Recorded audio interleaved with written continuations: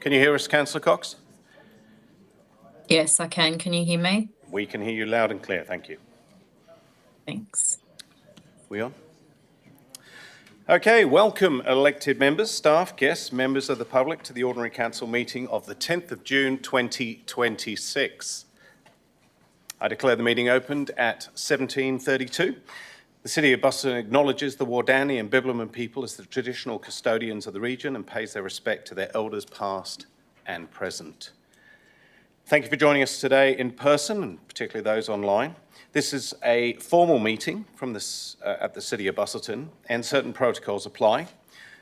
The meeting is being live streamed and recorded to ensure an accurate and official record, and I kindly ask that you do not record, photograph or take videos during the proceedings, as the official recording will be made available.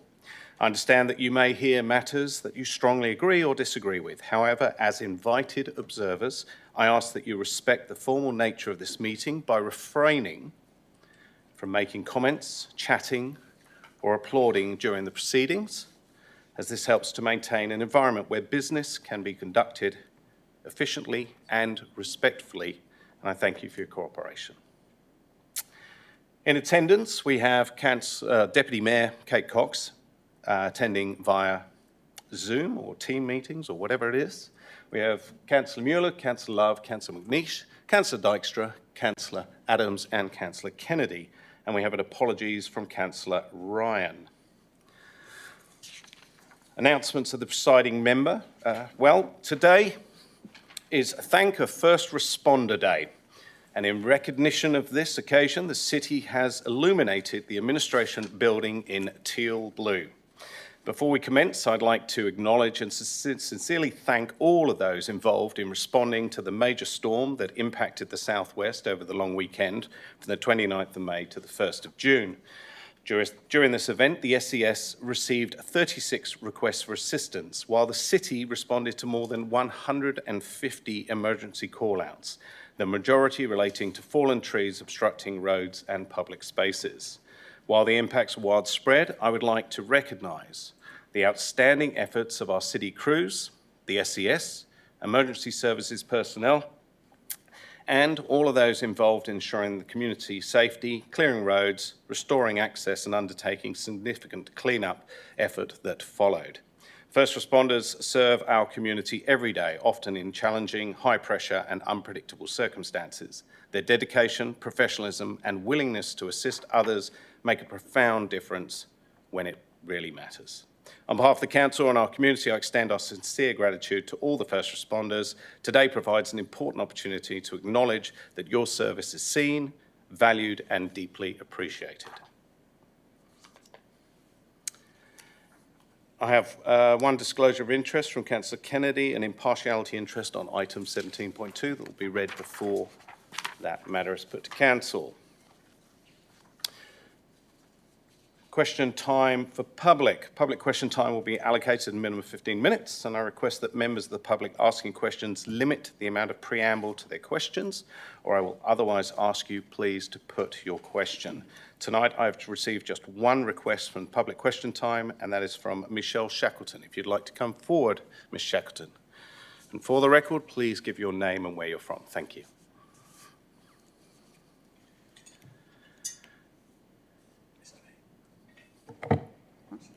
Michelle Shackleton from Abbey. I have three questions that all relate to the recent BDEMP report that came in last meeting and was in the last set of minutes. Can you please explain what is considered a city-led event, please? If you can ask all three questions, if that's okay, and then we'll respond. Oh, okay. Thank you. Secondly, what specific... hang on, it's disappeared. I'm back, sorry.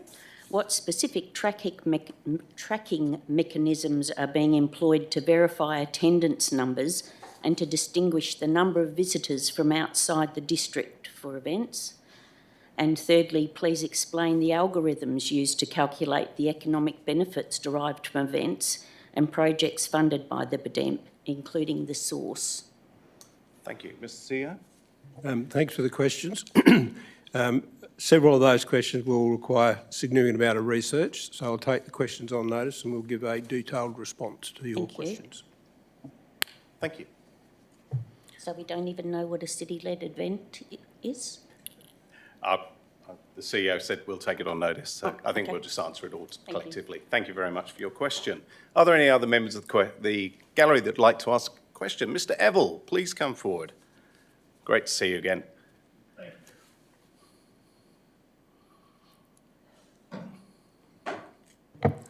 Don Oval from Geograph.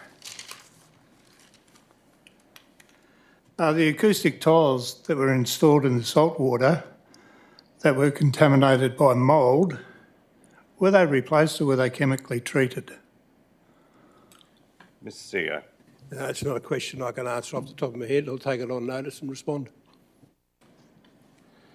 Also, if Thank they... you. Is there any other questions? Yes, there is. Thank Yes. If they were replaced or if they were treated, who did it and who was responsible for it? Was it Broad or the City of Busselton? Mr. CEO. Again, I'll take the question on notice and we'll respond. And last question is, how much did it cost us to do this exercise? Mr. CEO. Again, Mr. Evell, take the question on notice and Thank provide a you. response. Thank you very much for your questions, Mr. Evell. Do we have any other questions from the public gallery? Ms. Bennett, would you like to come forward? Good to see you again. Thank you. Two questions relating to your agenda item, Phil, 17.1, raised to change council meetings to a monthly occurrence. Will this reduction in meeting frequency reduce costs, and if so, by how much? Whereas this item is up for debate, I will leave that to the councillors to make a decision. And if they ask questions on it, they will do. But otherwise, I don't want to get into debate on an item that I bring forward. But thank you. And so if that doesn't come up in the debate or after, will we still get a response to that? Or can we have a response? CEO believes we can. Thank you. And second question is, will the presiding member at meetings ensure adequate time is allocated to discuss issues that affect residents and ratepayers? Sorry, Mr. CEO, you may wish to respond. If you're asking, will the council adhere to requirements prescribed by law, the answer would have to be yes. So it's my understanding is that the presiding member does allow flexibility with question time for meetings. So just clarification, is this during the OCMs we're talking about? Yeah. Oh, okay. Thank you. Sorry. So what we're asking is, will the presiding member ensure adequate time is allocated for public question time for issues that affect residents and ratepayers? If we're going to monthly meetings, do you understand that we have less opportunity then to be asking questions? But that's down to the presiding member, but Yes. it depends on what So the subject depending on is. who the presiding member is, Yeah. could you? I will follow the standing orders. Okay. Thank you. Cheers. Are there any more questions from the community? Mr. Glover, please come forward. We missed you last council meeting. It's good to see you again.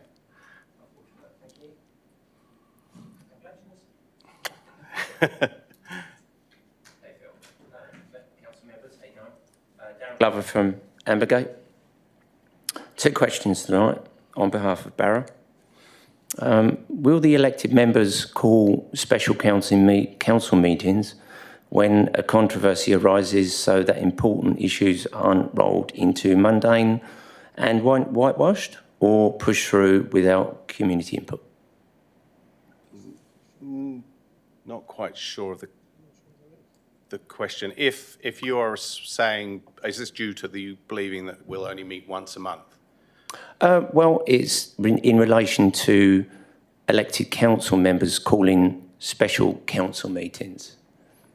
So when a controversy arises. So will that give them enough time to address issues in the community? I think there's some slight confusion here. The meetings will be monthly, and if something came up that we needed to deal with, maybe it's financial or an audit that needed to be signed off, then yes, we will call special council meetings, as we have done previously when we were at monthly meetings. Great, thank you.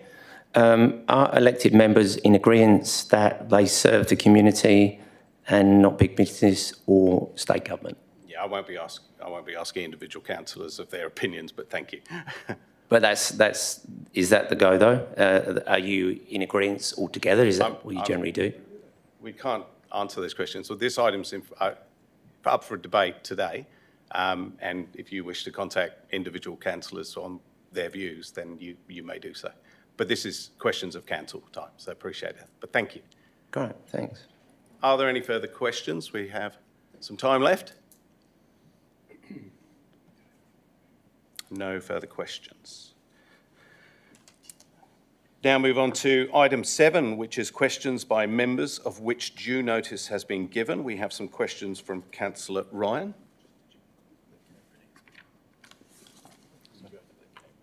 No, that's all sorted. That's fine. Thank you. We have some questions and answers that will be displayed on the screen and will be in the minutes of this meeting.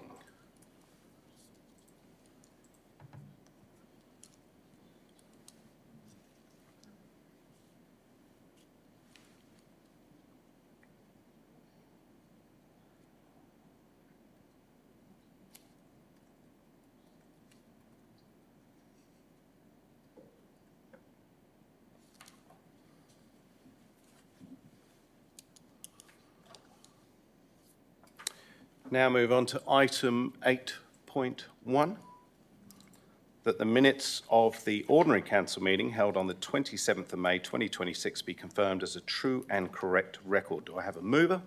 Move Councillor Dykstra, seconded Councillor Kennedy. Is there any opposition? Being no opposition, I put the motion. All those in favour? Motion is carried 8-0. Thank you. Application leave of absence. I will be putting in a leave of absence from the 6th of July to the 28th of July. Those dates were incorrect and I have just amended them. Thank you. Now we move on to items brought forward for the... well, I'm not going to miss a council meeting, but yes, if that's to the vote, I will put it to the vote. Sorry. Can I ask a question on that, sir? If you're away for the month, is the Deputy Mayor ready, willing and able to take your place? Yes, she is, and I've had that conversation with her. But thank you for highlighting that, Councillor McNeish. Okay, I will then put that to the motion. Mover?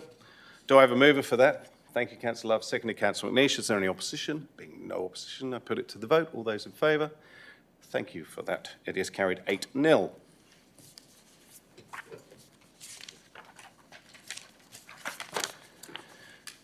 As I said, item 10 is, we now move on to the item brought forward and adoption by exception resolution.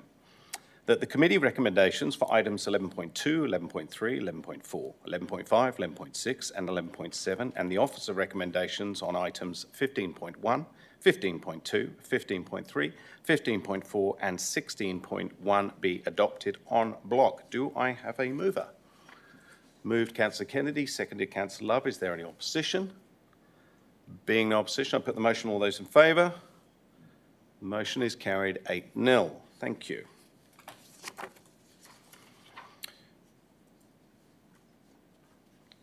Items to be dealt with separately.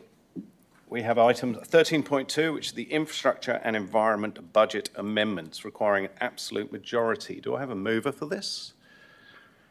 Moved Councillor McNeish, seconded Councillor Kennedy. Is there any opposition?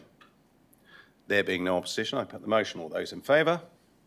Motion is carried 8-0, absolute majority. Item 14.1 is the lease for the telecommunications tower on lot 301 Suze Road, Yalyalup. This is just a simple majority requirement. Simple requirement. Do I have a mover? Moved Councillor Adams, seconded Councillor Mueller. Is there any opposition? Being no opposition, I put the motion. All those in favour? Motion is carried 8-0. Thank you. We now move on to item 11.1.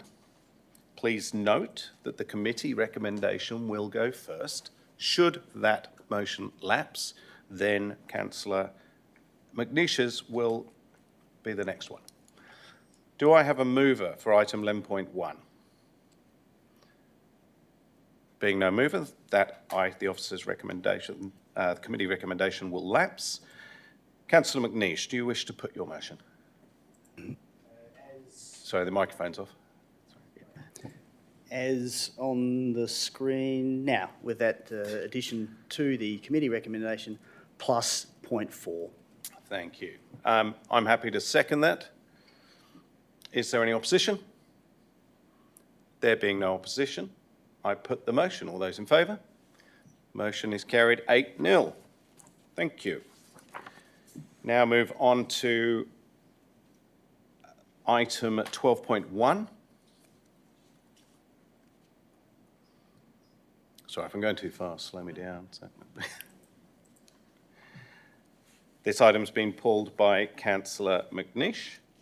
Councillor McNeish, do you wish to put your motion? And as on the screen, thanks, sir. Thank you. Is there a seconder?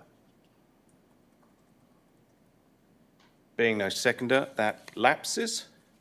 Now we return to the officer's recommendation? Yes. Thank you.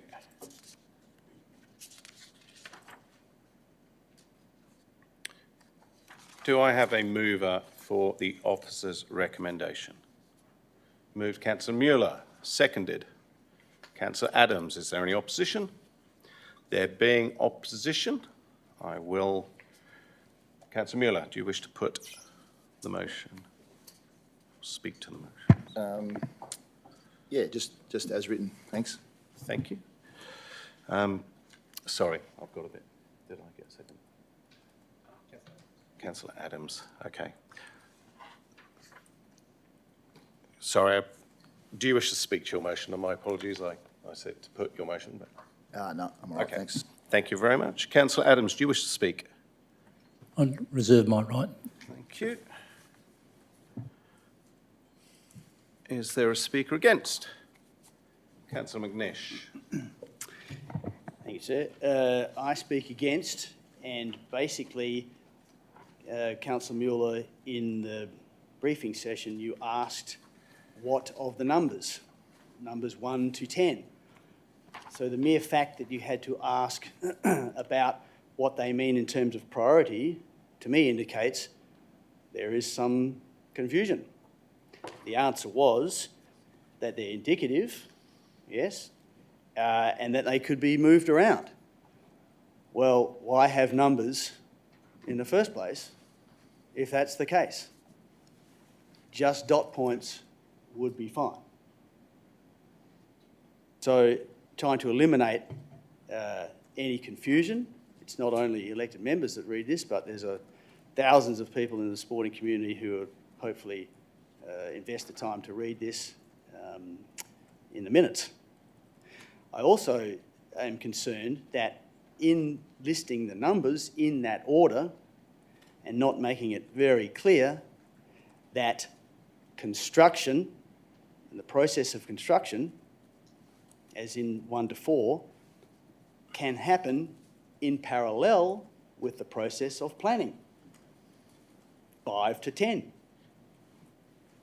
So I would like to see and move an amendment that the numbers be got rid of and a note put there that construction and planning can run in parallel as they should, and as I think possibly, hopefully, probably, was the intended meaning, but that's just not clear with the list of numbers as per... Councillor Mish, do you wish to make an amendment? Yes. So therefore, I'm going to move an amendment that the numbers revert to dot points and a note be put that the construction, the process of construction and the process of planning can and should run in parallel. Okay, so we'll Just just to wait make- for that to come up, and then I'll be seeking a seconder.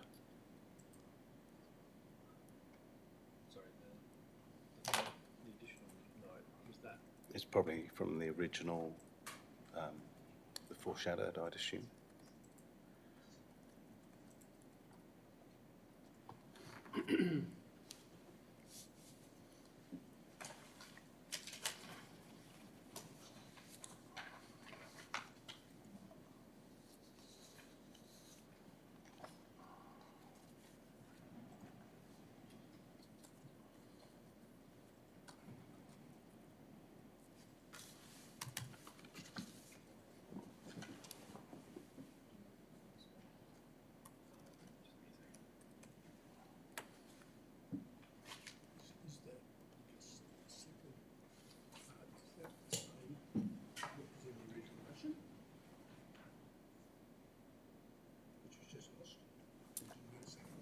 Didn't get a second.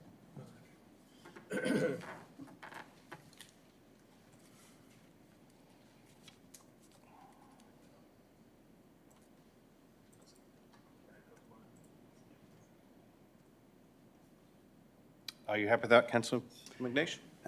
Replace the number with bullets and include additional point, point 1B. Thank you, Liam. Include an additional point. Note that nothing in this. Oh, that was the same as before. Yeah, okay, thank you. That's fine.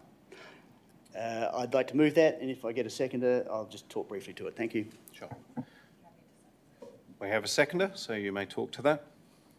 Start the time. Well, would you ask if there's any opposition? Because I might not have to talk to it. Is there opposition? I'll oppose. So, there we go. I'm talking to it.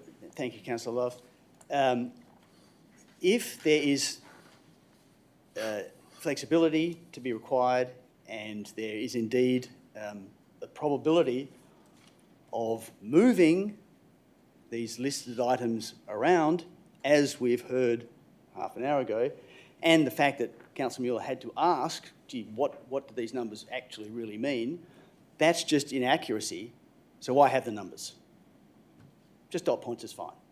And then we're not indicating out there that this is the order. If they're going to be moved around, and they probably will need to be, as these things are pretty fluid, there it is, just dot points. We're not setting ourselves up to be criticised. The council's not setting itself up to be criticised. And I believe that the construction process, marching on, excellent, project manager, and Oliver's team, Director Darby's team and all that kind of stuff, great. But at the same time, the planning process for scoping district facilities and master planning or rest of it, another set of skills, another bunch of people downstairs, can happen in parallel. And so that just needs to be made clear. So, hey world, we're not holding up the planning stuff because we're only doing the construction. The dot points are there, and the construction and the planning matters are going to happen in parallel. Simple. That's it. Thank you. Thank you. Councillor Love. I gave Councillor McNish an opportunity to speak to this motion, amended motion, just because I don't necessarily actually agree with point 1 myself, Councillor McNish. I believe by giving a numbered list, it does give some sense of priority, which gives some assurance to our community. However, I actually don't mind your additional point about outlining that planning still can occur during the construction processes. I do note that the officer's comment in your alternative do suggest that that will occur, whether this is in the motion or not. But yeah, I will actually speak against and say that I personally do prefer to have the numbered list with that prioritisation of shorter term, medium term priority and longer term priority, as it does give a bit of assurance to our community that there is a sense of prioritisation in that list. I understand that questions were asked during the agenda briefing. However, I do believe if we look at the officer's recommendation, it does actually say to endorse that list as, endorse the following revised sporting infrastructure priorities as informed by the outcomes. So my understanding is that we would be endorsing it to coincide with the priorities that we so selected during our workshop. Thank you. Speaker against?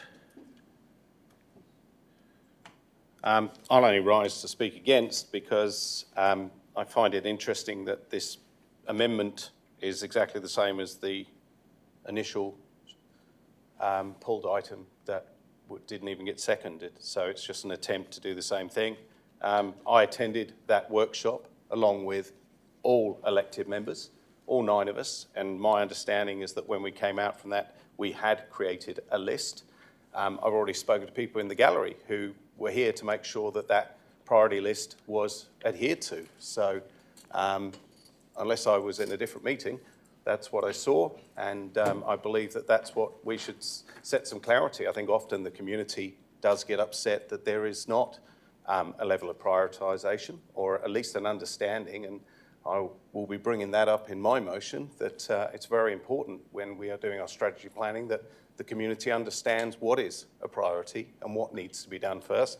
And with regards to something happening that wasn't said that it wasn't going to happen, then we can assume that lots of things are not going to happen or are going to happen if it wasn't stated in there. So I would just say to councillors that not to vote for this amendment. Thank you. Speaker for? Speaker against? Or you speaker for? For? Okay. Just quickly, I didn't want to interrupt Councillor McNish, but I'll give a personal explanation as to why I asked the question during the briefing, which was to establish that in fact the numbers are not something that really needs to be changed. Also, so as we've heard that in the Office of Comment, it's already been said that the planning was already intended to happen simultaneously with the first section, the short to medium term and the longer term, were intended to be done simultaneously. However, if it makes councillors feel more comfortable to take the numbers out and have dot points, I don't really see a problem with that. And if it makes councillors feel more comfortable by adding in that specific point about them being able to happen simultaneously, I don't really have a problem with it. So I'll leave that up to you guys to decide how you want to go. Thank you. Speaker against? Councillor Kennedy. Thank you. I'm speaking against because we're looking at a revision of our sporting recreational facilities strategy. So if I was to have that document in front of me, I would show you priority 1, priority 1A, 2, 3, 4, 5. In that document, if we just had dot points, it would be a great guide. And in that document, we haven't I don't think we've even fully ticked off priority 1 in that document. And that is the reason I'm speaking against this amendment. Thank you, Councillor Kennedy. Speaker for? Speaker against? Councillor McNish, your rebuttal, please. Thank you. And yes, Mayor, it is very similar or identical to the motion, the alternative, because I'm trying to achieve the same thing, and this is what the process allows. So thank you. I've just been hearing that it's important to prioritise these matters by numbers. We should have 1, 2, 3 down to 10. But I've also heard that it's a fluid situation, can and probably will change. So in terms of clarity, what real clarity does that bring? Listing something to send a signal that this is a priority, but knowing it will change. Okay, if that's the case, and we also shouldn't make assumptions. We should be clear. Best practice in resolutions for council, departmental best practice is making things clear. Okay, so if the intent or the assumption is to simultaneously process construction matters and planning matters, then let's make it clear and put that note in. Because we'll have a new CEO in a couple of months, and the CEO will read the black and white, the words in the resolution, and they need to be clear. Because she won't be sitting, hasn't been sitting here and will not be making assumptions and all the rest of it. It's the black and white words of the council resolution that is the only thing that matters once the resolution's passed. So I would just ask that we don't assume and we just make it clear. Thank you. Thank you, Councillor Manish. I now put the amendment to the vote. All those in favour? Councillor Mueller, Councillor McNeish, Councillor Dykstra and Councillor Adams. Those against? Mayor Cronin, Councillor Cox, Councillor Love and Councillor Kennedy. I have a deciding vote and I will use it.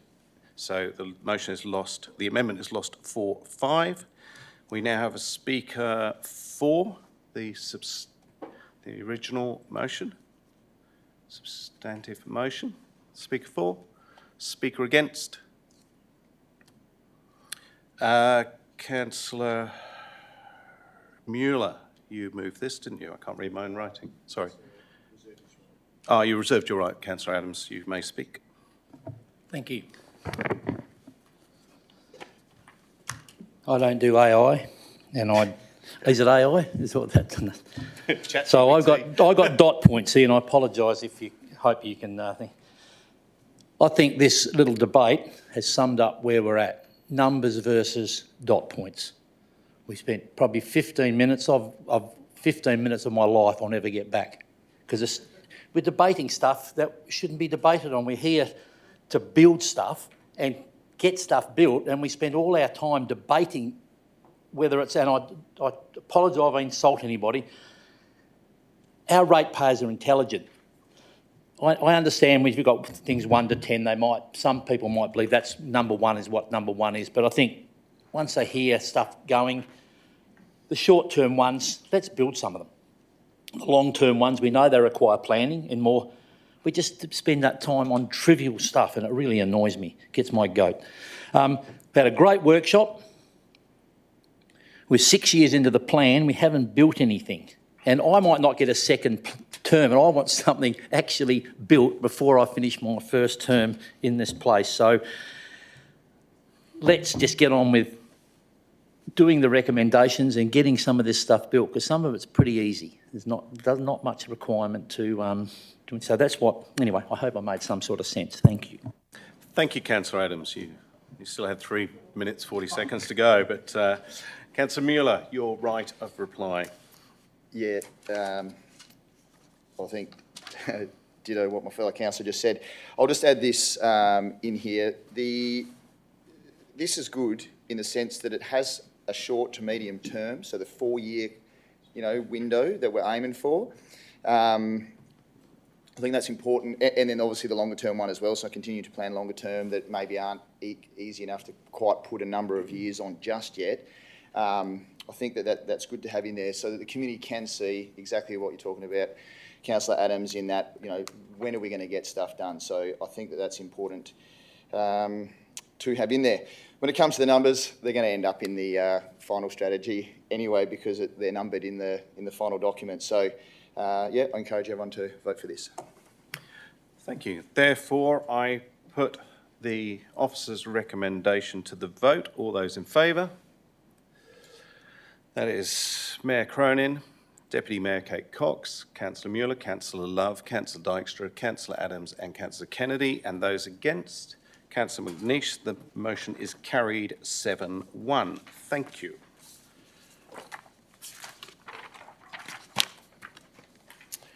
Now move on to item 17.1.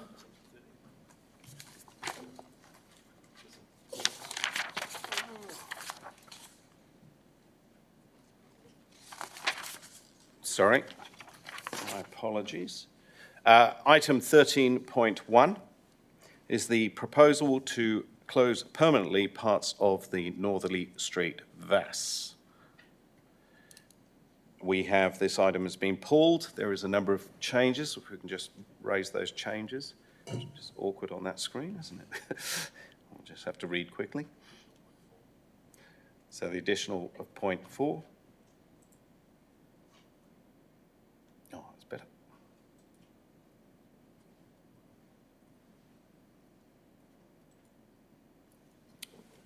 Which was requested by the officers last week.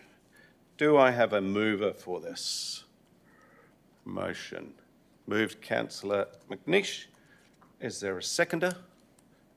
Councillor Dykstra. Is there any opposition? Being no opposition, I put the motion. All those in favour? The motion is carried 8-0, absolute majority. Thank you, councillors. Now I will move on to item 17.1, which is Mayor Cronin, council meeting dates.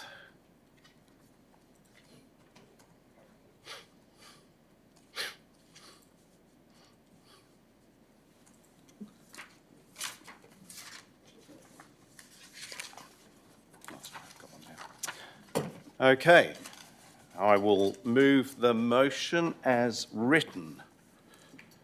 Do I have a seconder? Thank you, Councillor Kennedy. Is there any opposition? There being opposition, I will just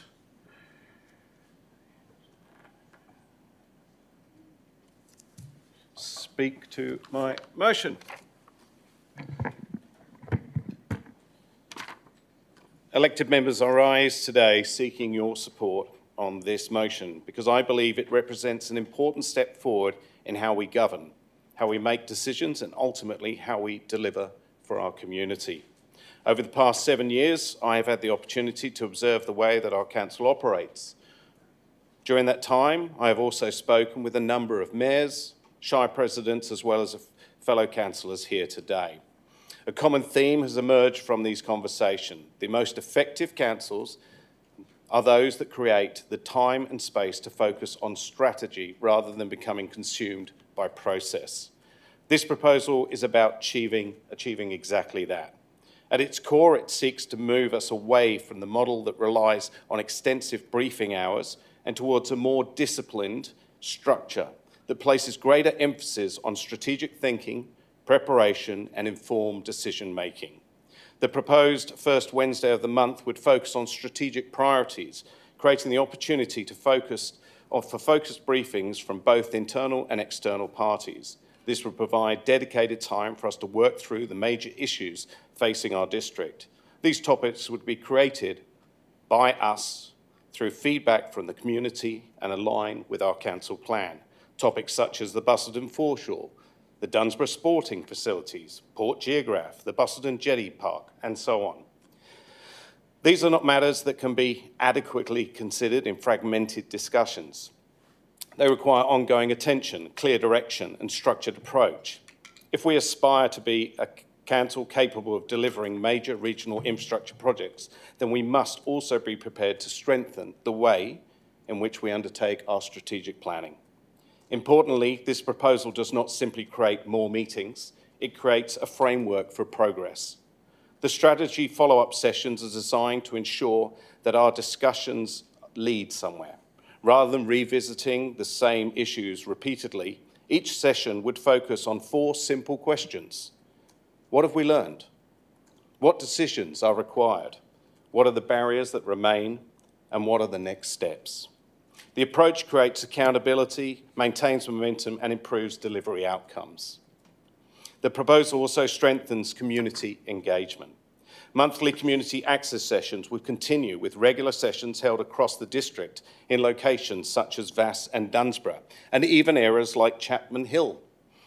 This recognises that our community extends well beyond Busselton and provides greater opportunities for residents to engage directly with their elected representatives. Similarly, encouraging public agenda presentation, or as we like to call them, deputations. These will occur before the ordinary council meeting. They will also occur at the council meeting as per the standing orders, but what this does is gives the community an ample time to represent their points across to the councillors, giving us time to reflect, ask questions and make more informed decisions. I also believe the proposal addresses a challenge that many of us have experienced, i.e. today. On OCM days, much of the focus often shifts to preparing debate points, reviewing alternate motions and responding to changes that may have only emerged the night before. By creating a dedicated preparation time during the third week, councillors would be better equipped to review agenda items, understand the implications of the recommendations and arrive at the OCM ready to make sound decisions. This is good governance. There are practical benefits as well. The proposal reduces the unnecessary briefing time, streamlines meeting administration and lowers catering costs. While the financial savings may not be a primary reason for the change, they are a positive outcome for a more efficient model. Most importantly, the proposal provides clarity. It establishes a predictable and disciplined structure that allows elected members to focus on what matters most, setting strategic direction, engaging with our community and making well-informed decisions on behalf of the people that we represent. This is not a change for the sake of a change. It's a change designed to improve governance, strengthen strategic oversight and better position our council for the challenges and opportunities that we have ahead of us. I encourage you to support my proposal. Thank you very much. Councillor Kennedy, you're seconder. Give it a shot. Vote for it. Thank you. Speaker against? Councillor McNeish.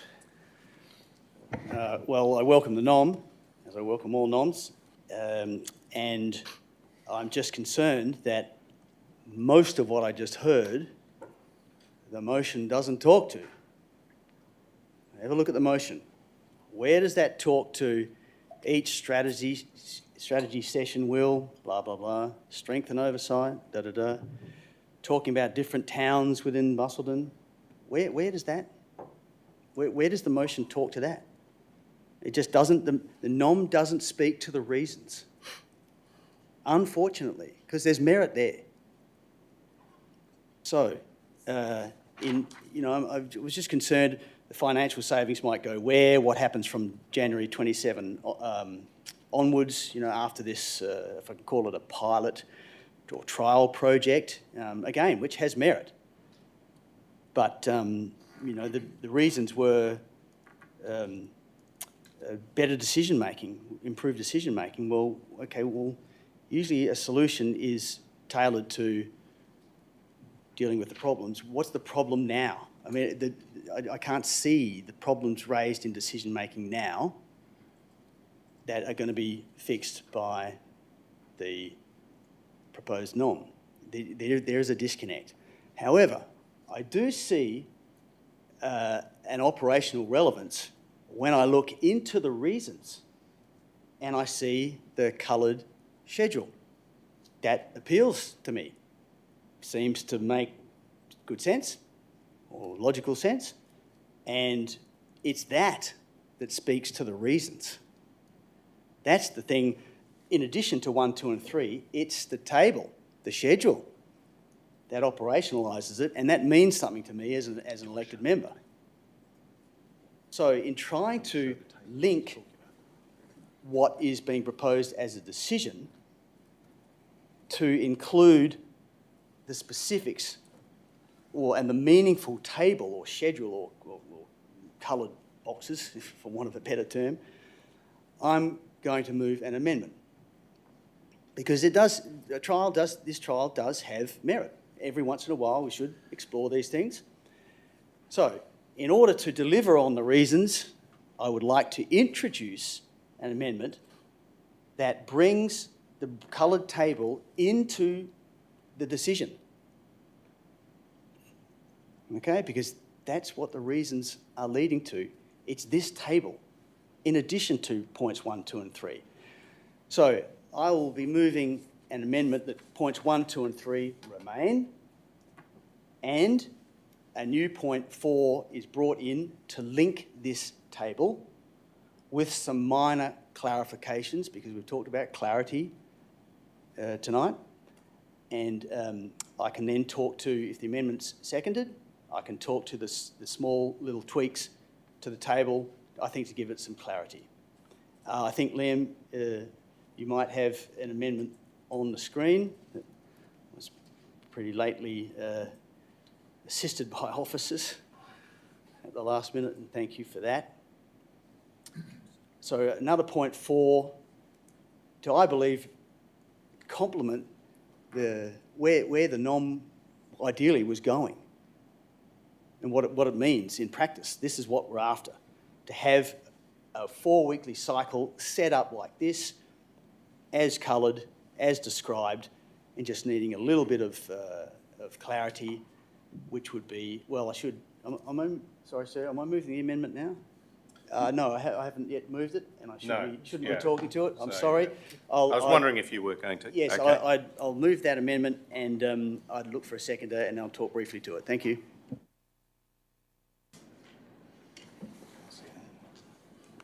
Okay, so we have the amendment. Do I have a seconder for this?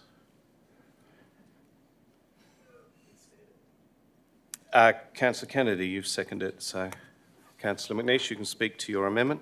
Thank you, Councillor Kennedy. Just continuing on then. So 1, 2 and 3, great. Number 4, to give this some physical meaning and link up all the reasons with the logic. I'm looking at each week and working out how that would work.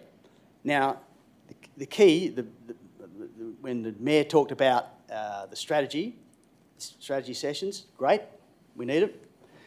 But in that 3 hours, I would ask that the sessions be structured based on identified priorities by each elected member. In turn, in session, we get to throw in these things ahead of time, published about a month in advance, open to the timing there. But if we all can see these topics that require, we're requesting discussion on a month in advance, we can do our research. And doing research leads to a better outcome, a better discussion. So I think that would be a good structure to have. Now, this is B and C are just basic mathematics. I think there was some public question tonight about the concern if the council was to go to one only meeting a month, then both public question time is reduced and the briefing sessions for double the amount of material in a council agenda, the briefing sessions need to be expanded because we use our hour and then half an hour in the 2 briefing sessions, the agenda briefing sessions now, but with double the material in the agenda, we need to have a little bit more time to the briefing sessions. So they need to start a little bit earlier. Now, if they finish earlier, okay, good. You get your 10 or 15 or 20-minute break, whatever, before the council meeting, which sometimes can be a good thing as well. So that's just mathematics, is B and C. And now that I looked at week 3 and thought, well, am I showing up here or not? If it was blank, I don't show up, but there's a label there. I thought, well, I don't know. I mean, what does that mean? So I thought, well, it's not clear to me, so just get rid of the label. Okay? And then point E, what have we got? The agenda of the, yes. Now, the integrated planning and reporting sessions.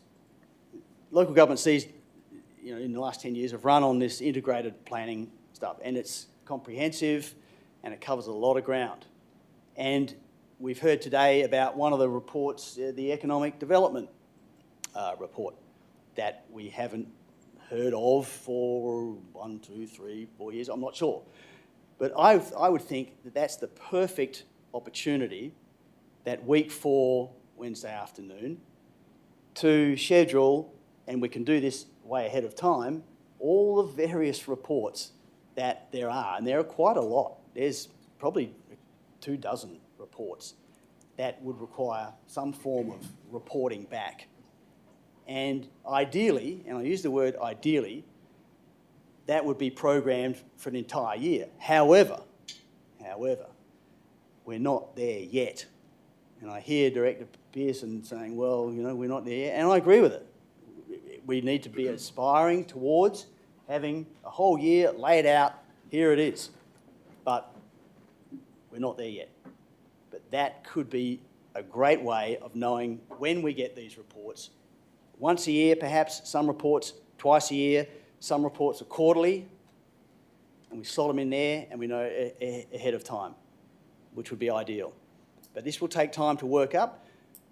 Might not do it justice in the time that the NOM has been proposed, just to run it till the end of the year.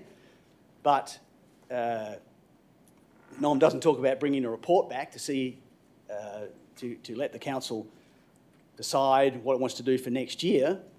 But I'm told that a report will be coming back in November anyway.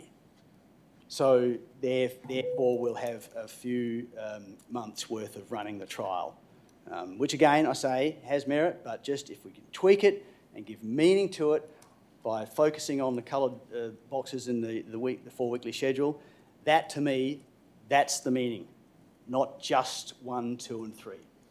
Thank you.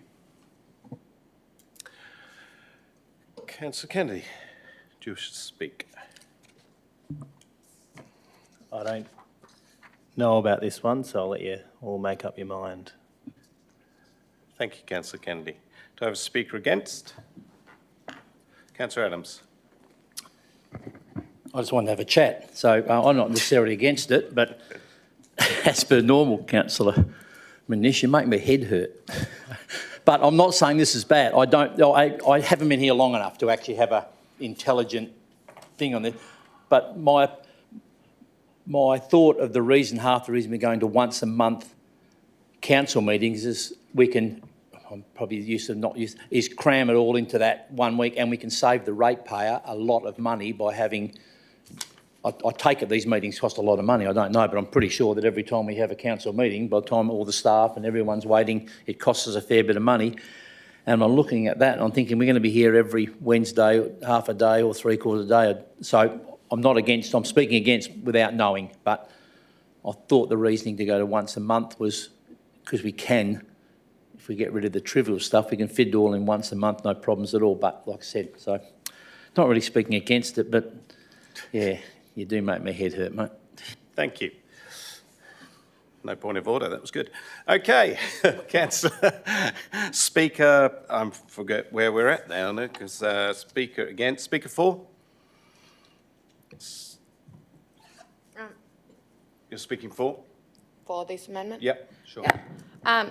Given that the original notice of motion didn't actually pertain to this schedule, I actually do think it was a great pickup by Councillor McNish to ensure that we do get this put through, because I think the work that our Mayor has put into this is very commendable. I hope that we can give this a trial and get to see if this will finally be the one that fits for us, as we have had a few trials now of different council meetings.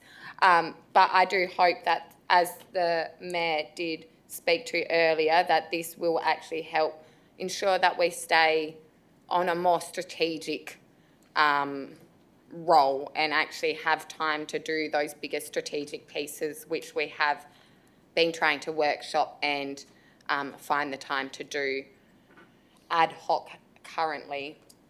I also don't believe it's true.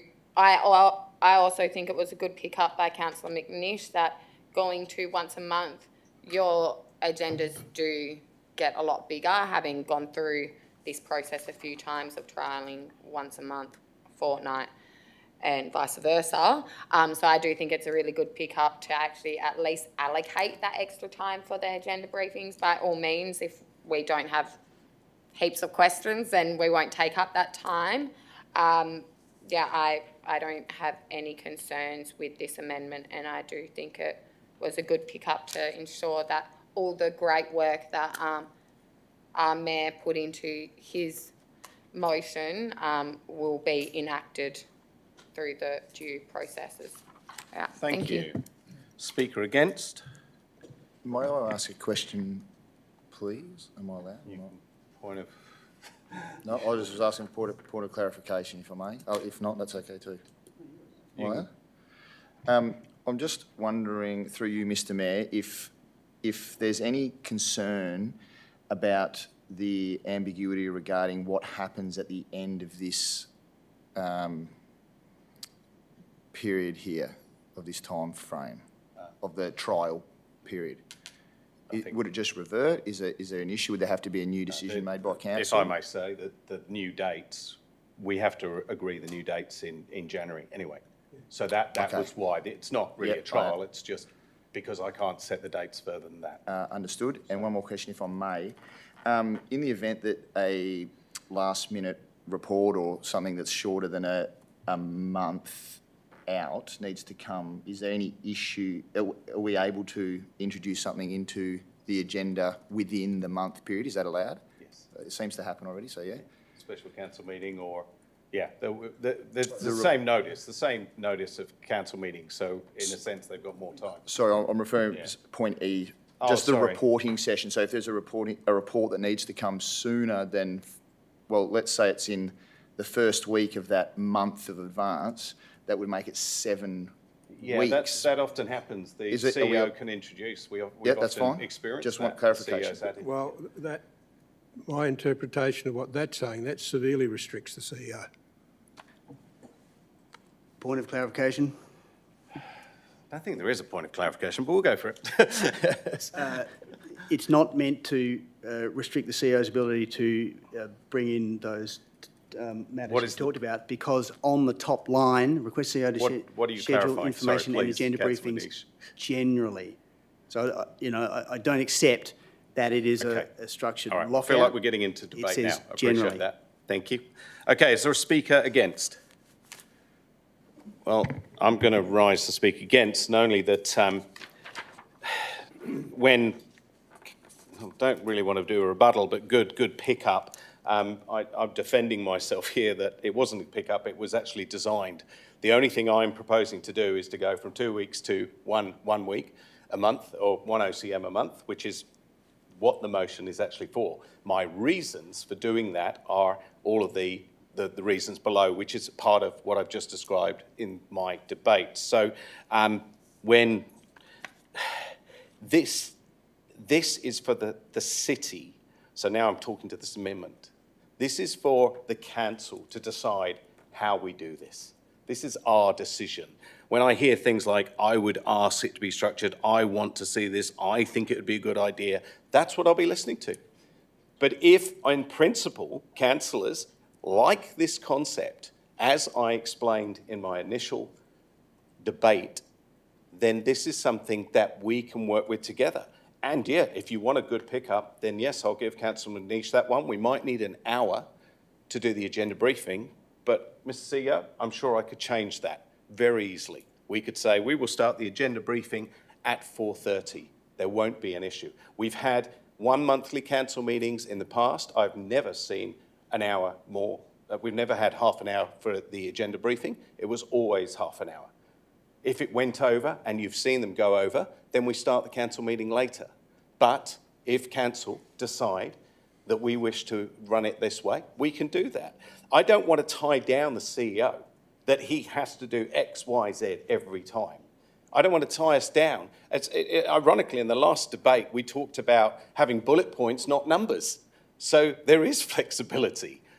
So I think it is important that we have that area of flexibility. It is up to the CEO to fill in those committee meetings, to work out the integrated planning and reporting strategies. What happens in those follow-up sessions? How much did we cover? This is, in a sense, if you want to call it a pilot, let's try it. Let's see if it works. But when I got on council nearly 3 years ago, I was trying to instigate these strategy sessions, and nothing happened. And as Councillor Adams would say, it would be nice if something gets done. So this is my attempt to try to get it done. I am not going to fetter the CEO, so he is tied down to anything.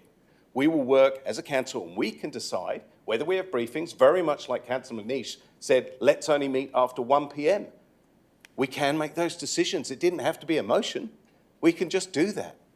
So let's get in there. Let's sit down, do these strategy sessions. Let's work out what we want to move forward. Let's work out if we've got enough time for deputations. Let's work out if we've got enough time for agenda briefings. Let's see how many motions now come up in those ordinary council meetings, because we've now had time to all work together rather than individual councillors being frustrated so much that they wish to put forward a motion, a notice of motion, which is why you'll noted, and it's already been spoken about from Councillor Adams today, why we talk so long, because we haven't had the chance to come up with ideas. Everything gets dumped on us at the last minute.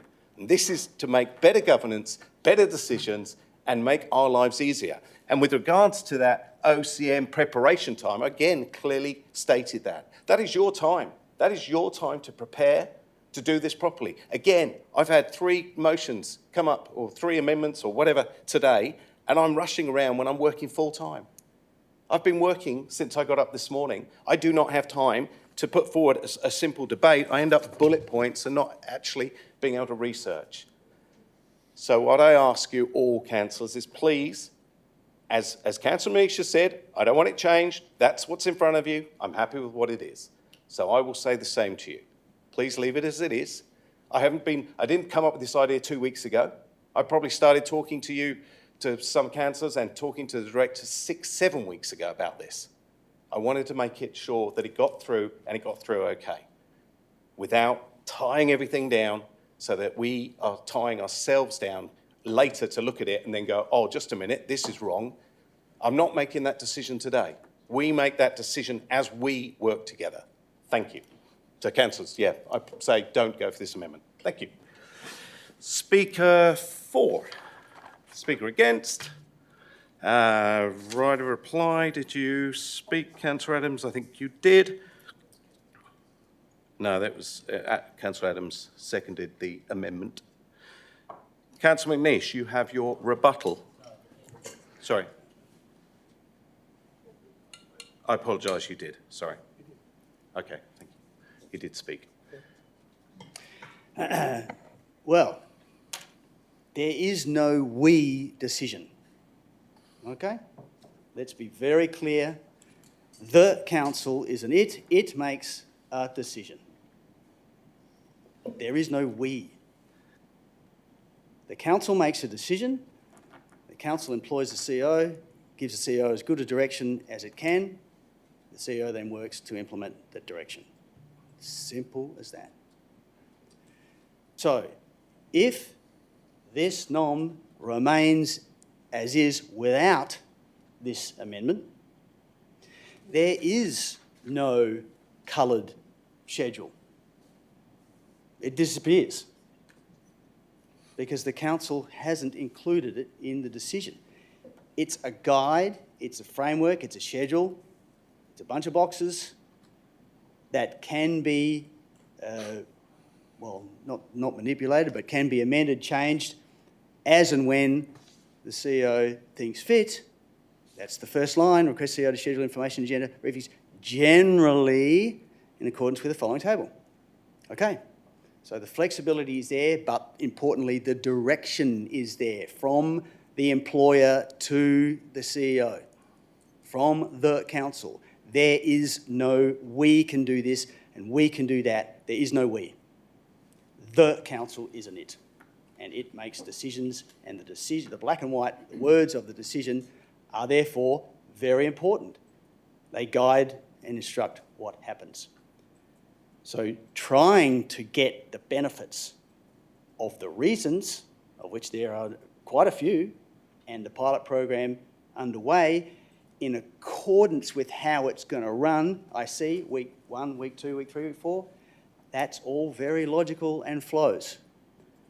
But for some reason, to not include any of that, wipe off amendment, this part 4, go back to three simple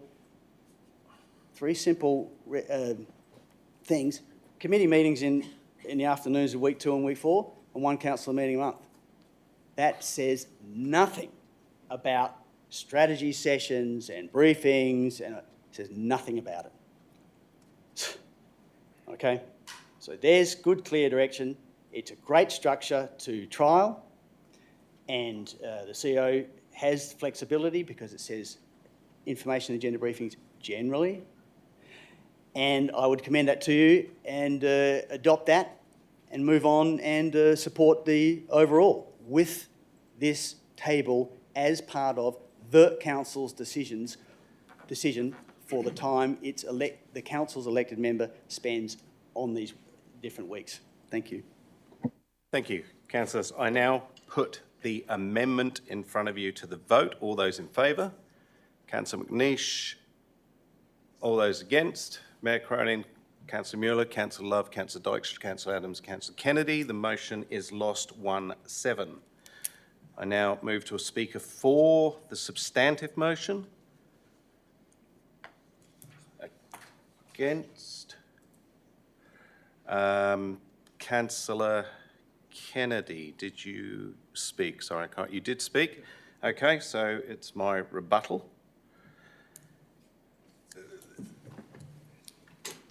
Look, the only rebuttal is that I think it's fairly obvious because I've been on council for 6 years and I've never seen anything else than this schedule that's in front of me.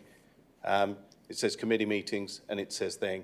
Under legislation, that's what we have to record, how we fill those gaps. I've seen it change numerous times and we can make it change. I can ask the CEO if he will run a meeting or if he will run various bits and pieces. So, yeah, I would hope that councillors will look at my schedule and again, as I've already sought feedback, if there's any further feedback, as we've heard from Councillor Manish, I will more than happily make sure that we look at that and make a decision. So as a council, not as a council official decision, but as a group of people that are trying to make this city run more efficiently and be more strategic. So councillors, I hope that you will vote for my motion. Thank you very much. Therefore, I now put this substantive motion in front. All those in favour? Councillor, that's Mayor Phil Cronin, Councillor Deputy Kate Cox, Councillor Mueller, Councillor Love, Councillor Dykstra, Councillor Adams, Councillor Kennedy. Those against, Councillor McNeish. The motion is carried 7-1. Thank you very much. Now, I do apologise to the gallery because I just realised that I probably should have brought your item forward. I didn't expect mine to go on so long. So, we move on to item 17.2, which is Councillor Dykstra's basket court hire fees. Councillor Dykstra, do you wish to put your motion? I'll put my motion as written. Sorry, 2 seconds. We do have an impartiality interest. Councillor Kennedy, would you wish to rise and... Thank you. I declare an impartiality interest in item 17.2 as I am a member of an eligible sporting group, volleyball. As a consequence, there may be a perception that my impartiality on the matter may be affected. I declare that I will consider the item solely on its merits and vote or act accordingly. Thank you, Councillor Kennedy. Councillor Dykstra, do you wish to put your motion? I'll put my motion as written. Thank you very much. Do you have a seconder? There is Councillor Adams. Is there opposition? There is opposition. So, Councillor Dykstra, speak to your motion. Thank you. You have 5 minutes. And I will speak, believe you. Busselton Basketball Association has paid the city a whopping $570,000 over the last 5 years for court hire fees. I'll let that sink in a moment. Over $500,000 paid by one not-for-profit community sport organisation. When I started looking at figures, I was genuinely surprised. The free swimming and water-based clubs that regularly use our pools pay approximately $30,000 per year, combined. $40 per hour for a swimming pool to the $60 an hour for basketball court. How is that fair? Based on the information provided by officers, sporting clubs collectively contribute $55,000 in direct ground hire fees. At the same time, our public open spaces and sporting facilities, sporting grounds, cost ratepayers approximately $2.1 million a year, and rightly so. We support community sport because it delivers enormous benefits to our residents and our community. I also looked at what players themselves contribute. Based on the information available to me, soccer ground hire represents approximately 6% of a player's registration fee. For football, it is around 5%. For basketball, 33% of every registration fee goes directly towards paying the court hire to the city. Not 10%, not 20%, 33%. 1/3 of every registration dollars collected by the association goes straight back into the city. More than 5,000 people attend our stadiums every week to play, coach, volunteer, referee, and help manage the teams in basketball. Unlike many other sporting clubs, basketball cannot lease and manage its own facility. They cannot operate their own canteen to generate income. Basketball effectively hires the courts, runs the competition, provides the volunteers, manages the games, locks up afterwards, and pays the largest sporting facility bill in the city. Councillors asked a fair question last week. What will the savings be used for? The association has been very clear. The savings will be invested into places, coaching, development, and representative pathways, referee mentoring and training, online coaching education, future indoor court infrastructure like glass backboards, and strengthening the association's financial sustainability by putting 20% of the savings into their long-term savings account. This is not about creating profit. This is about strengthening community sport. I also looked at what other councils are doing. Broome provides free court hire because it recognises the important role basketball plays in youth engagement. Geraldton provides the facilities, with the association maintaining the venue. Esperance charges are approximately $36 per hour. Even Bendat Basketball Centre, the State Basketball Centre in Perth, charges approximately $45 per hour. Now, they have no wet areas, but the wet areas in the GLC is not basketball's responsibility to subsidise. Yet we are charging them $60 per hour compared to the $40 per hour for a swimming pool. Councillors, the GLC costs ratepayers approximately $2.1 million per year.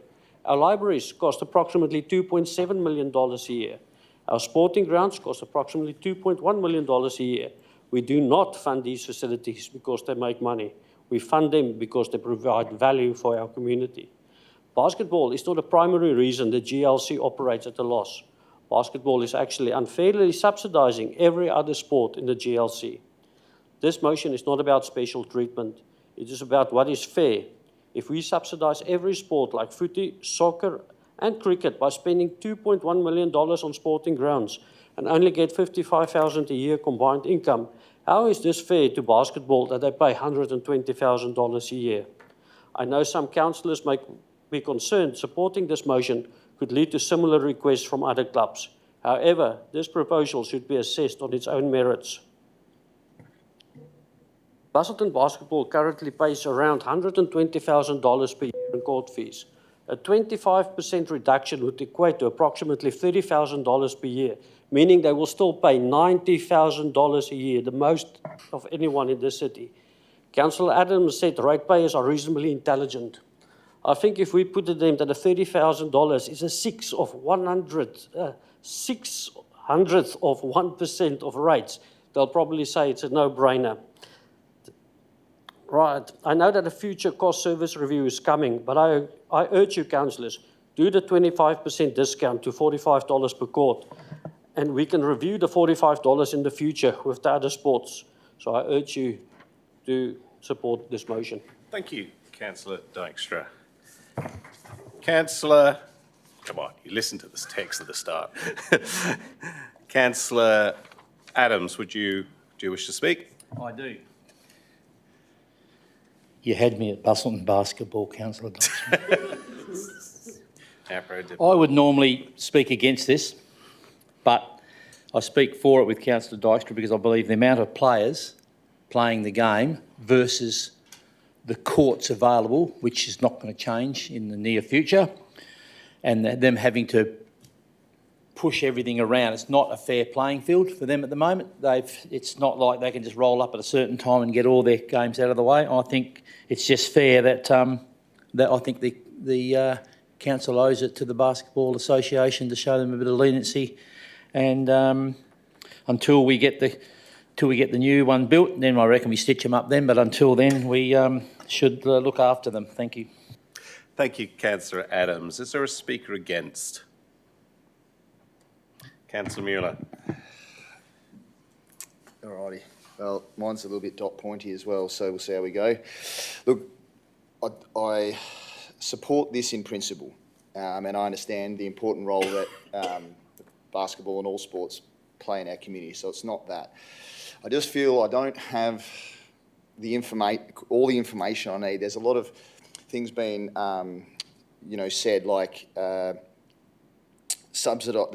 basketball is subsidising other GLC users. There's nothing being presented to me that shows me that. And what we have heard is that by waiting for the service reviews of the GLC and the public outdoor space, so we can see what other users of ovals and stuff are paying, we can get a better idea of that. So I don't know what other sporting groups are being subsidised. I don't know where people are getting that figure from, and I would like to have it because I think it's an important piece of the puzzle when making this decision. So like I mentioned, we've just endorsed the plan today to conduct a service review into GLC and public outdoor spaces, and I think the correct move and the prudent move is to wait for these reviews, collect that information, because good data, as has been discussed in this place many times, good data is really important to our decision making. I just think some of the numbers that Councillor Dykstra has quoted, just for me they lack context. I'm trying to think of which example I was thinking of, but how long, it might be cheaper to play other sports. They might be paying $30,000, I think was one of the numbers that was used, as opposed to $120,000 a year. But how long? How many people? It's a little bit lacking context for me, and it's a bit hard for me to make a decision on that. And it's not out of nowhere. Director Barber has informed us that this is based on or priced on a benchmarking, looking at other similar facilities in similar areas. So it's not that it's way out of whack, and we can look at it. We can get the information, get the data, get the actual numbers, which I'm certain the director and the staff have heard people calling for and quoting. So I think it would be good information to get back, and then we can make a really informed decision. It might go more in the favour of basketball, who knows. Look, just in finishing, I won't be upset at all if this gets through. In fact, I'll almost be happy. But I think it's just important that I stand up, speak to you guys and have it on the record to say what my concerns are in making a decision like this. Thanks.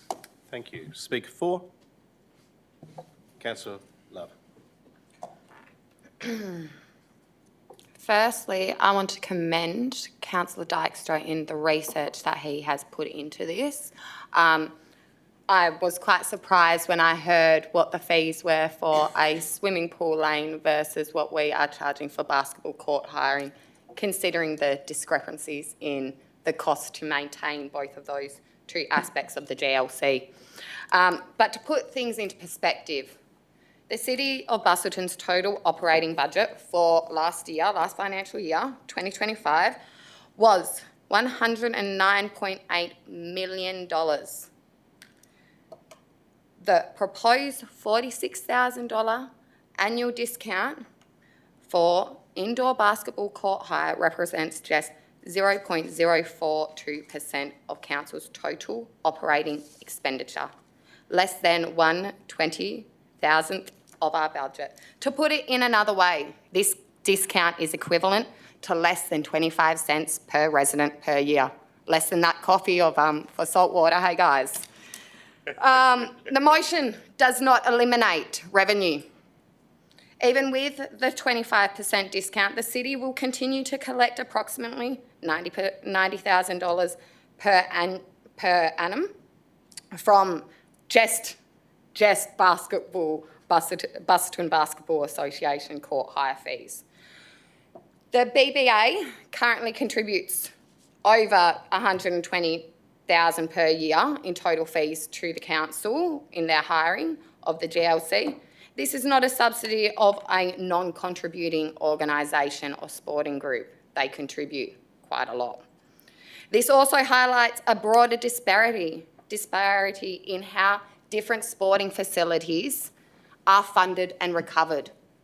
The BBA currently, as I said, pays more than $120,000 per annum to use a facility that costs the city approximately $2.14 million to operate, while sporting grounds and outdoor ovals cost approximately $2 million annually.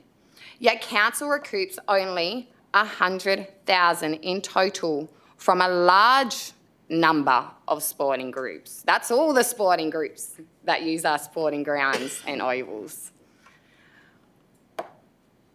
In effect, one indoor user group contributes more in annual fees than council receives collectively from many outdoor oval users, despite the basketball court's inability to meet the current needs for their sporting group. Outdoor reserve-based users benefit from substantial direct and indirect subsidies through lease arrangements, maintenance and operational support. This discount represents fair allocation of council's recreational resources between competing user groups. It's not fair that one user group pays more in total than all the rest of the sporting groups to use our ovals and sporting grounds. I think it's quite inequitable, and that's why I commend councillors to vote in favour for Councillor Dijkstra's notice of motion. Once again, I commend you, Councillor Dijkstra, in the work that you've put into this.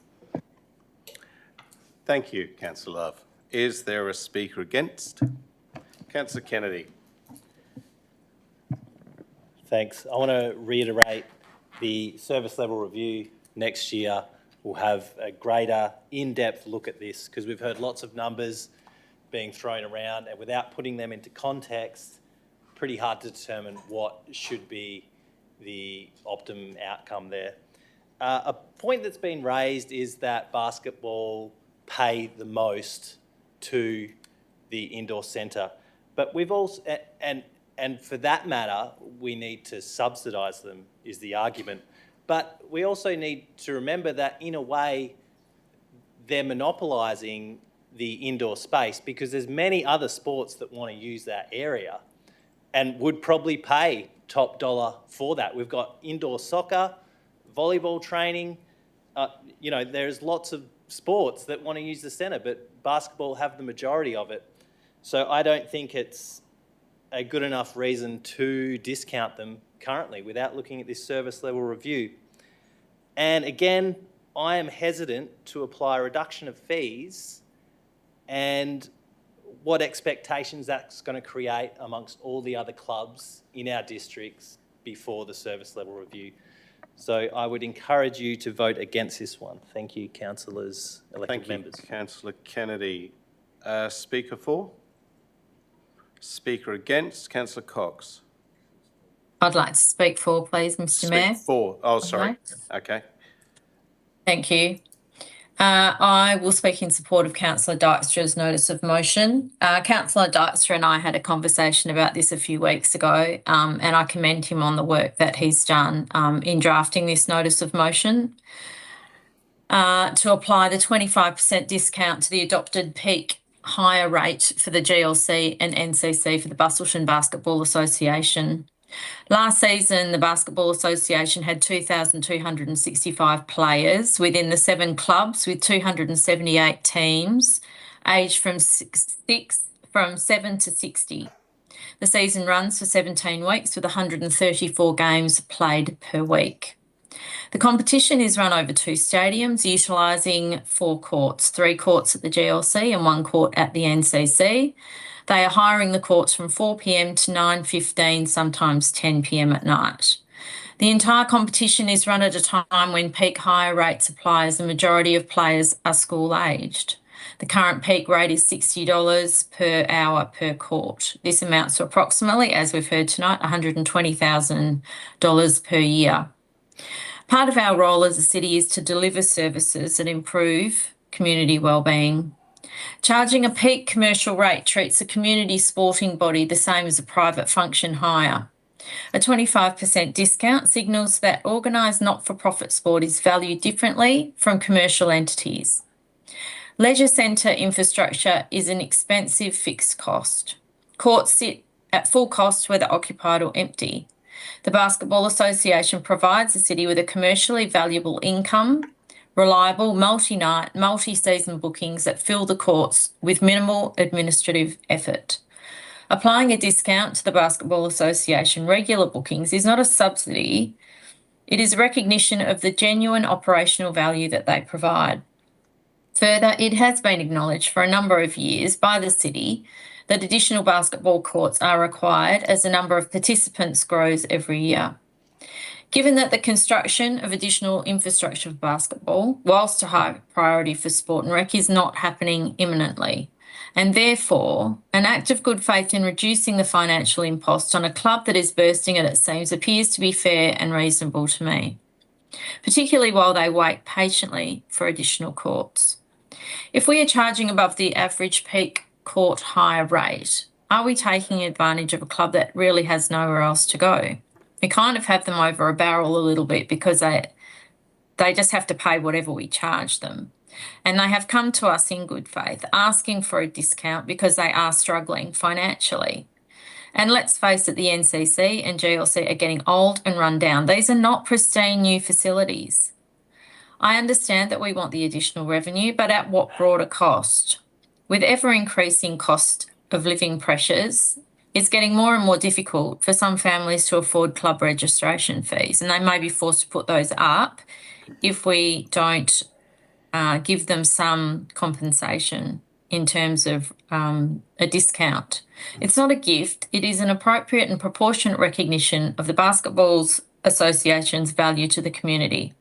It keeps participation more affordable, rewards reliable facility use, and goes some way to compensating the association while we figure out a way to construct more basketball infrastructure within the city of Busselton. So, councillors, I would urge you to support Councillor Dykstra's notice of motion. Thank you. Thank you, Councillor Cox. A speaker against? Councillor McNeish. Well, I'm glad to hear the spreading use of the word context because it's vital.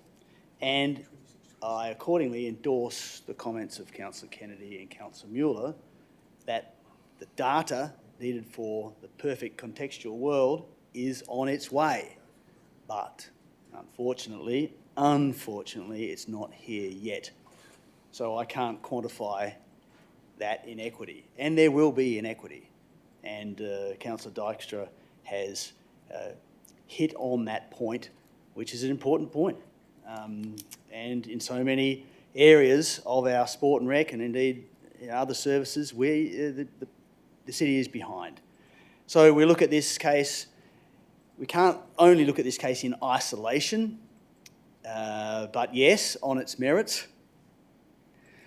The signal that it sends, probably outweighed by some of the points Deputy Mayor Cox just raised, which is they do have no alternative.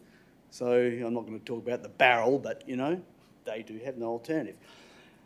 I do need to ask a question of clarification to help me potentially sway my vote or maybe move an amendment, if you permit, and that is the savings that were going to be projected, enjoyed, were going to be spent on a series of excellent, mentoring and umpiring and all, which all sporting groups struggle with, but also there was mention of a savings fund. Now, I'm not a fan of having the discount and then some of those savings being directed by basketball into its savings account. I would think that money is better stewarded into the future Admittedly, we can keep it restricted, that's the correct term, for the use of basketball, but it remains in the savings account of the City of Busselton. Now, if that, and I'll ask the Mayor to ask the CEO, if that can be established, then I would move that amendment, that the discount occur, but the projected saving that was going to be directed into a savings account be retained by the City of Busselton. So I asked that question of you, sir. I'll be honest, there is 3,000 things I want to ask to be confirmed. How much they pay, how many members they've got. I just feel that getting one is not going to change it. So I'm actually not going to allow this question to be asked, and I hope you understand why I'm saying that, Councillor Manish. So. Well, I don't understand, but your ruling is that. Cheers. And then, unfortunately, I won't be supporting, because that was a key to me supporting this matter, unfortunately. Sorry about that. Speaker for? Speaker against? Whew. Talk about bullet points. Firstly, I do commend you. I commend Amanda from the Busselton Basketball for lobbying so many of us, and it has. This debate so far has brought up so many questions. It's almost frightening, because I'm thinking about what's fair, and I'm thinking about all the people who use the boat ramp that don't actually pay for it, and I'm wondering how much that boat ramp costs us. And then we talked about how much everything costs. The playing fields, the lighting towers that we've erected. How much do people pay? I believe they pay more in Bunbury, no, less in Bunbury, and they pay more in Margaret River, but I'm not 100% sure of those facts. If we give 25% off to basketball, where does this stop? We set in precedent, and as I've mentioned earlier today in debate, we need to make informed decisions. I have none of these figures validated. I'm making a decision on the fly, and I commend Councillor Cox for raising some great ideas that we should give loyalty. But I have to say what Councillor Kennedy said again, is that there are service reviews coming. If you want to make a decision, make a fair and equitable decision for the whole of this community. And if, like you said, it comes out better for basketball, all well and good. I think it's fantastic that this has raised such a good question, and it's one that I've been asking for a long time. How much are people paying for all these different sports, and what is fair? If you're saying that they've contributed $500,000 over 5 years, well, it's cost us nearly 11 million just to run that facility over the 5 years. So it's made $11 million loss. Who pays? One question I do have, if we wanted to, point of clarification, if the club has 2,265 members, and my understanding is they're $200 a membership, that adds up to $450,000 a year. Take away the 120, leaves $330,000 in their bank account. And I'm not knocking anybody, but I'm just saying I would like to know where that money's going before I start to subsidise someone. If we were to give the Busselton Chamber of Commerce $30,000 to go into a bank account to be saved, would that pass the pub test? And I don't believe it would. So I'm not against this. And if I was going to foreshadow anything, I'd say let's wait till the service review is done and then tag it onto that. But I believe once the service review is carried out, we will have a better understanding. So that I'm just saying, councillors, unless you have the exact figures, unless you know what's fair, and unless you are prepared for all the other organisations to come along in a week's time and all ask for reductions on their fees and what they pay on their ovals or what they pay for their lights or anything else, then I would suggest that you be prepared that we can say figures like 35 cents a week, etc., and we do like to throw those figures around, but we need to look at the whole big picture. Again, I think this is a great topic for us to sit down, to look at and make sure that we are fair to all of the groups, whether it's squash, whether it's croquet, whether it's bowls or whoever, to make sure that it's fair. And I think it's great that Councillor Dykstra has brought this up. And yes, it's definitely one for the strategy session. So unfortunately, I will be voting against this, even though I believe in what Councillor Dykstra has done, but I think it needs to be fair for the whole of the community. Thank you, councillors. Speaker against, I think we've done all that. Councillor Adams, you did speak, so Councillor Dykstra, your rebuttal, please. Right, Councillor Mueller, Councillor McNish, Councillor Kennedy and Mr Mayor, if you talk about service reviews, I'm the first one in the queue. I think it's very important. It needs to be done. But as you are veterans, well, some of you are veterans in this game, you know this takes a very long time to actually get there. So I suggest that you vote for this notice of motion. We'll do the $45 and we will review that as per all the other sports in the future. Right, now I've heard benchmarking. Now, yes, they do benchmark it with other centres, but all those centres is got wet areas. It is not basketball's fault that they actually lump with a wet area. When our predecessors built it, they decided it was a good idea to build it with the swimming pools. But now we've got a sustained place where basketball actually have to pay for the wet areas and subsidise it heavily. So I think we should actually do our benchmarking against basketball courts. It's got no wet areas. And if you look, it's $36 a court in whatever place I said.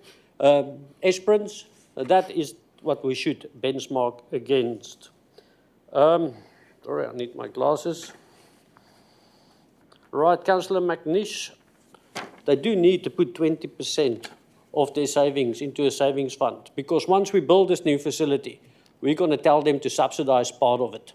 And that's where they need to get their funds from these savings. The 20% they said they're going to put away from this into their savings account. Mr Mayor, $11 million loss over 10 years, that is not basketball's fault. 5 years. Over 5 years, sorry, that's not basketball's fault. That is the whole GLC, and you cannot make that problem of one basketball club. I should think that they're the only people that actually contributed over $500,000. So I'll leave it at that. I urge you to support this notice of motion. Thank you, Councillor Dykstra. Therefore, I put the motion in front. All those in favour? Councillor Love, Councillor Dykstra, Councillor Adams and Councillor Cox. Those against? Mayor Cronin, Councillor Mueller, Councillor McNish and Councillor Kennedy. Sorry, I'm just realising it's 4-4. You're in, Mr Mayor.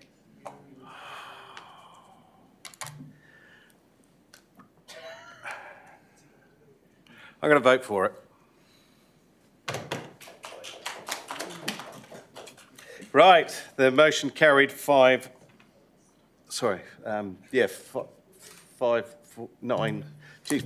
isn't it? Yeah, it's suddenly got 9 people now. 5-4, thank you. 5-4, there was 4 against, and I had the additional vote, the casting vote. So the casting vote went 4, so it's 5-4. Are you happy with that? Sorry. Sorry. Sorry, there's a point of governance. I suspect endorsing amendments to the fees and charges requires an absolute majority. Is that the intent of this motion? In which case, absolute majority does not allow the fees and charges aren't implemented yet. So on the back of this motion, when we bring back the fees and charges through the budget, we will bring that back and that will then require an absolute majority. Yep. Not through it all yet. Casting vote 5-4. Oh dear. Look, thank you, councillors, for that. I now move on to item, I'm hoping 19.1, is it? This is a confidential matter, so I will be putting a vote forward to... If there's going to be no conversation, why do you have to go behind closed doors? I don't know, that's what we've always done. You can ask the question. Is there going to be debate? Is there going to be debate on this item? Go on.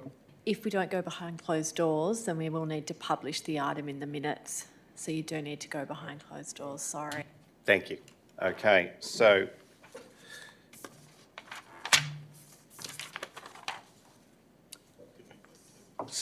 we have one report of confidential nature in accordance with section 5.23 the Local Government Act 1995.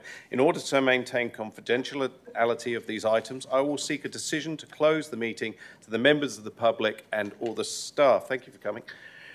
Councillor Cox is required to make a declaration pursuant to regulations 14CA5 of the Local Government Administration Regulation that she can maintain confidentiality during the closed part of this meeting. Councillor Cox, are you able to make that declaration, please? Yes, I can make that declaration that I am able to maintain confidentiality during this item. Thank you, Mr. Mayor. Thank you. I will now move a motion before we close the door to close the meeting. Do I have a mover to close the meeting? Move Councillor Kennedy, seconded Councillor Adams. Is there any opposition? Being no opposition, I put the motion. All those in favour, the motion is carried 8-0. Thank you.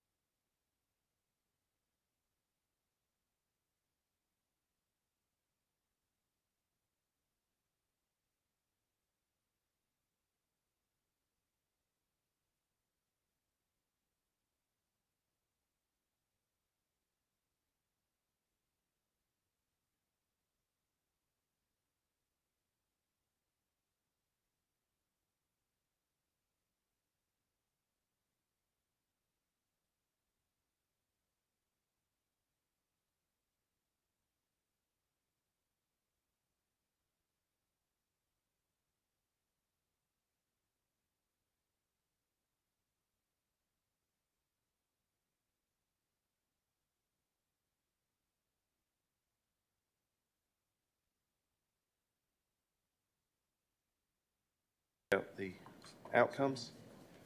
If you can invite all the outsiders back in. Thank you. Are we live? Sure.